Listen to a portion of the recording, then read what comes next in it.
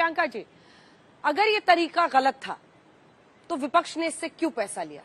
यही बात आप लोगों की पिच जनता के सामने सबसे ज्यादा कमजोर करेगी।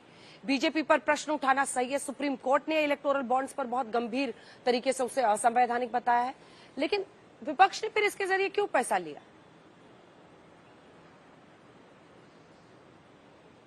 सभी को नमस्ते। अंजना जी, पहले तो एक बात मैं क्लियर कर दूं कि इस बार अभी तक चुनावों में 12,000 करोड़ कैश पकड़ा गया है और सारा का सारा भाजपा के कार्यकर्ताओं के ऊपर पकड़ा गया है, ऐसा ही एक रिपोर्ट थी। तो इलेक्टोरल बॉन्ड जो है, ना उसने कैश खत्म किया, ना उसने कुछ ट्रांसपेरेंसी की। ट्रांसपेरेंसी, आप अगर हम पे उंगली उठाना भी चाहते हैं, हम कह रहे हैं हमारी जांच कर लो, कोई दिक्कत नहीं है, पर हम आप ये प्रूव करो कि जैसे शरद रेड्डी से, जैसे कल मैंने आपका एक इंटरव्यू देखा, राहुल कंवल जी ने उनकी हिम्मत को सलाम। उन्होंने जब अमित शाह जी से पूछा कि 60 करोड़ क्यों लिए, सरकारी गवाह बनाया जिस शरद रेड्डी को, जिसको पहले भाजपा और ईडी साउथ लिकर लॉबी का किंगपिन बुलाती थी, तो अमित शाह जी ने पहले उनको टोक दिया। उन्होंने कहा कि आपका सोर्स आप पार्टी है। फिर राहुल कंवल जी ने कहा नहीं, मेरा सोर्स इलेक्टोरल बॉन्ड का डाटा है जो सार्वजनिक है। तो सुप्रीम कोर्ट का धन्यवाद, राहुल कंवल जी का धन्यवाद कि उन्होंने हिम्मत दिखाई। आपको पता है अमित शाह जी ने क्या जवाब दिया? आप मुझसे कोई भी क्वेश्चन पूछ लीजिएगा हमारे इलेक्टोरल बॉन्ड के बारे में, हम देंगे। अमित शाह जी ने क्या जवाब दिया? अमित शाह जी बोले शरद रेड्डी ने बड़ा गलत किया कि उसने हमें चंदा दिया, ये उनका जवाब था। दूसरी चीज, आप एक बहुत इंपॉर्टेंट बात देखिए कि ये कैसी सरकार है सत्ता में। आपने देखा कि जो भी हमारे केस में आरोपी बना, पीएमएलए की प्रोविजन लगती है, यहाँ पे गौरव भाटिया वकील बैठे हैं, सबके अकाउंट फ्रीज हो जाते हैं। जब शरद रेड्डी को पीएमएलए की प्रोविजन लग गई तो उसके अकाउंट फ्रीज नहीं होते। क्यों नहीं होते? क्योंकि डील होनी थी, 60 करोड़ पहुंचना था भाजपा को, सरकारी गवाह बनाना था उनको, बेल मिलनी थी उनको। ऐसी सरकार है आज केंद्र में जो उगाही कर रही है, एक्सटॉर्शन डिपार्टमेंट है। खाली ये केस नहीं है शरद रेड्डी का। ये शरद रेड्डी इसलिए इंपॉर्टेंट बोल रही हूं मैं क्योंकि इसी के बयान के आधार पर एक चुने हुए पॉपुलर मुख्यमंत्री, 3 बार के इलेक्टेड मुख्यमंत्री अरविंद केजरीवाल जी को भाजपा ने एक सरकारी गवाह के बयान पर जेल में डाला है। ऐसे ही करीब 40 और कंपनीज हैं जहां पर उगाही की है एक्सटॉर्शन डिपार्टमेंट द्वारा भाजपा ने। तो केंद्र में कम पढ़ी लिखी सरकार है जो एजेंसीज का ऐसे मिसयूज कर रही है। वो तो अच्छा हुआ कि सुप्रीम कोर्ट ने कहा डाटा सार्वजनिक करो, इसलिए ये सारी बातें सामने आई है। इसलिए सवाल इन्हीं से पूछे जाएंगे क्योंकि उगाही हमने नहीं की और इनको लगता है तो एक केस निकाल के बता दे। जो मनी ट्रेल हमें कह रहे थे वो इनके अकाउंट में मिली है, इनके ऊपर कोई कार्रवाई नहीं हो रही। ऐसी सरकार चाहिए क्या हमें? ये जो तर्क देते हैं, जो कुतर्क देते हैं, वो सिर्फ इनके समर्थकों को समझ आते हैं। दोनों का ये कहना है की सरकार, ठीक है, कि एजेंसीज के इस्तेमाल से ऐसी कंपनियां जो सस्पेक्ट, शरद रेड्डी की वो बात कर रही हैं, आपने उसके जरिए उगाही की है, ये सीधा आरोप है।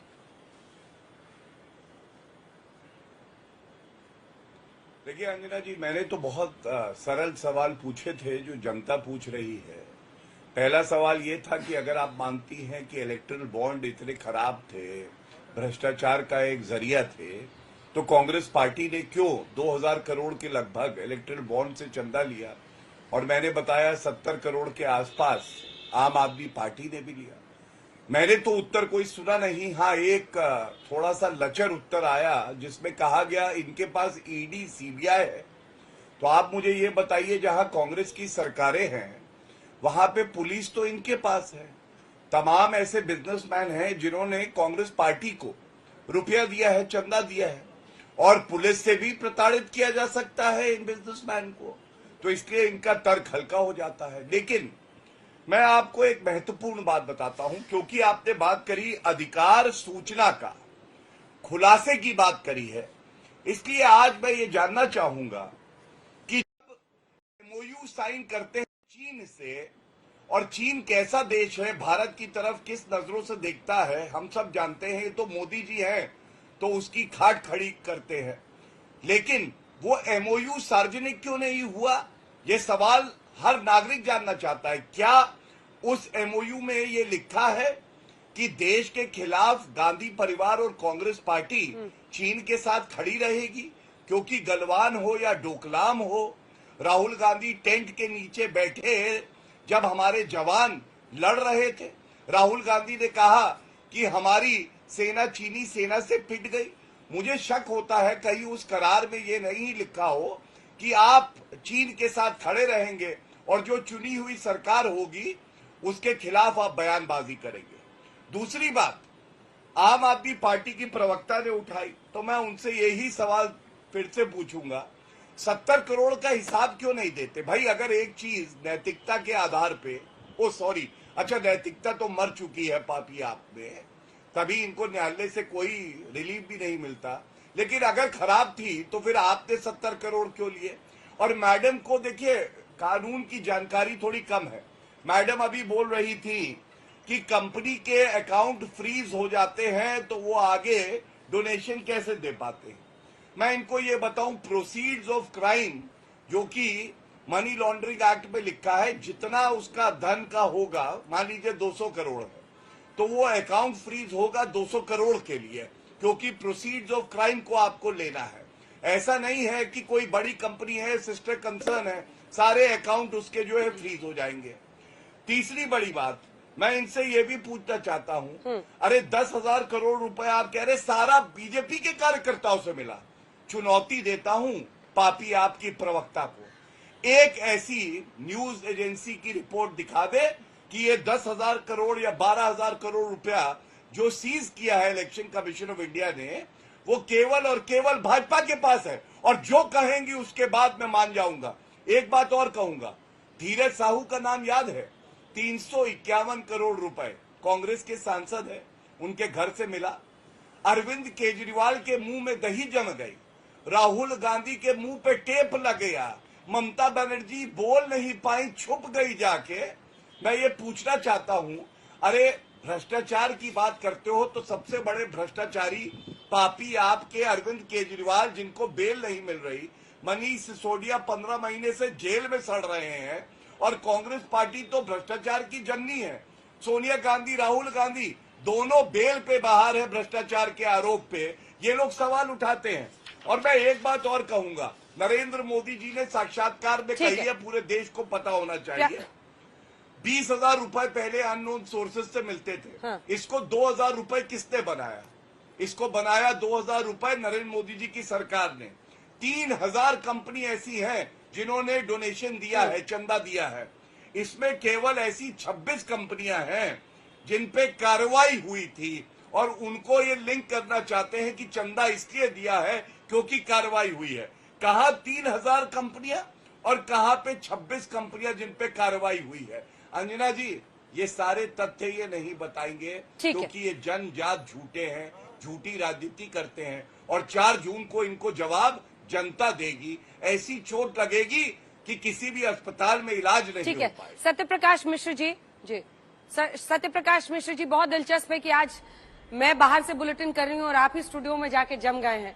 लेकिन देखिए, एक सवाल है, जनता के बीच में इलेक्टोरल बॉन्ड्स का मुद्दा विपक्ष की तरफ से बार बार उठाया जा रहा है। वो कह रहे हैं कि सत्ता में रहते हुए उसका फायदा उठाते हुए एक हाथ से पैसे दो, बॉन्ड लो, और दूसरे हाथ से बेल लो शरद रेड्डी के मामले में, ऐसे ही अन्य जगहों पर। अब इस आरोप का आपको जनता के सामने, क्योंकि अगर ये छवि टिक जाती है कि वाकई एजेंसीज का इस्तेमाल इलेक्टोरल बॉन्ड्स के जरिए पैसे लेने के लिए किया गया, तब तो परेशानी में पड़ सकते हैं आपका गठबंधन। अंजना जी, स्टूडियो आपको मिस करता है, मैं इस पर विस्तार से बात रखना चाहता हूं। जब भारत के वित्त मंत्री स्वर्गीय श्री अरुण जेटली जी सदन में इस बिल पर बात कर रहे थे, तो उन्होंने एक बात कही कि चुनावी चंदा या राजनीतिक दलों को चंदा की पारदर्शिता ऐसी होनी चाहिए कि काला धन इसमें न आए और विपक्ष को भी पैसा मिले, उसकी जानकारी सार्वजनिक न हो तो विपक्ष को भी पैसा मिलेगा। क्यों? अगर विपक्ष को पैसा नहीं मिलेगा और इसकी जानकारी चली जाए तो सरकारें उन कंपनियों को शायद परेशान कर सकती हैं, ऐसा तर्क उन्होंने दिया। और जब ये बोल रहे थे कि विपक्ष को पैसा मिला तो विपक्ष में अद्भुत खिलखिलाहट थी, मुस्कुरा रहा था पूरा विपक्ष सदन में। मैं इस बात का गवाह हूं। राजनीति में चंदा कहां से आएगा और राजनीति कैसे चलेगी, ये सभी दलों का एक सामूहिक विषय है। राजनीति में ये जो आम आदमी पार्टी अभी बुदबुदा रही है ना, ये फोर्ड फाउंडेशन के पैसे को लेकर के राजनीतिक आंदोलन किया करते थे। और 2015-14 वाले चुनाव में 50-50 लाख कहां से आया? एक पत्रकार ने जब सवाल पूछा अरविंद केजरीवाल जी से, वो वीडियो मौजूद है, तो अरविंद केजरीवाल कहते हैं मुझे क्या पता ये लोग कौन है, उनको कुछ नहीं पता और 50-50 लाख उठा लिया। कांग्रेस पार्टी ने पिछले 70 सालों में कितने घोटाले से कहां से पैसा बनाया, 20-20 हजार रुपया लेकर के हजारों नाम छाप दिए कि 20-20 हजार आए।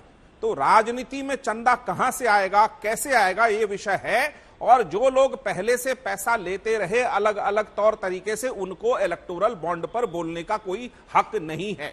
जैन हवाला की डायरी पकड़ाई थी, कांग्रेस के बड़े बड़े नेताओं के नाम थे कि हवाला से पैसा लिया, और उनमें विपक्ष के जिन नेताओं के नाम थे उन्होंने इस्तीफा दिया, चुनाव तक नहीं लड़ा कि जब तक मेरा नाम क्लियर नहीं होता है मैं चुनाव नहीं लड़ूंगा। उसमें लाल कृष्ण आडवाणी का भी नाम था। तो आप समझिए कि चंदा, राजनीति और धंधा, इस तीनों को खत्म करने के लिए इलेक्टोरल बॉन्ड आया। ये बात सही है कि बैंक को पता होता है कि किसने क्या पैसा किस पार्टी को या बॉन्ड खरीदा और किस पार्टी को गया। अब आप समझिए कि सुप्रीम कोर्ट ने जो कहा है, एक तो 3 विषय है कि वोटर का राइट टू इंफॉर्मेशन उसको चाहिए, कि पारदर्शिता होनी चाहिए, और एक इंटेंट ऑफ क्विड प्रो को है जो आप सवाल उठा रही थी कि परेशान कर सकते हैं, पैसा वसूल सकते हैं, वो भी सुप्रीम कोर्ट ने चिंता का विषय किया है। उस पर असंवैधानिक कहा है कि संविधान के अनुरूप नहीं है। तो अब संविधान के अनुरूप उसको बनाने के सारे रास्ते खुले हैं। आखिर तमाम पॉलिटिकल पार्टी को चंदा कौन देगा, किन रास्तों से पैसा आएगा, उसकी पारदर्शिता बिल्कुल होनी चाहिए। आज जो भी चंदा 2000 करोड़ कांग्रेस लेकर बैठी है, आम आदमी पार्टी लेकर बैठी है, टीएमसी लेकर बैठी है, डीएमके बैठी है, वाईएसआर बैठी है, 100% में 63% विपक्ष की पार्टियों ने इलेक्टोरल बॉन्ड से कमाए हैं। उसके बाद कह रहे हैं कि ये काला धंधा चल रहा है। वाह, मनन आम भी खा लिया चूस चूस करके, और रस कह रहे हैं कि दूसरे ले गए।